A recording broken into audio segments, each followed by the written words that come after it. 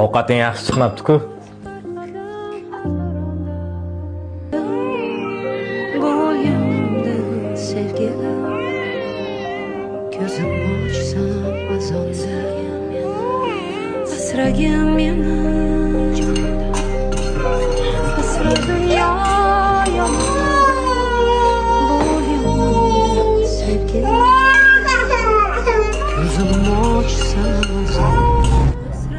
Shahboz aka, Bibisorani yana mazasi bo'lmayapti. Ertaga birga doktorga olib borib kelaylik. Sen kasal qilgansan-da. Kuni bilan uydasan, shu bolaga qarasang bo'lmaydimi? Narsalaringni yig'ishtirdi, bor adenikiga borib tuzalib kelgin.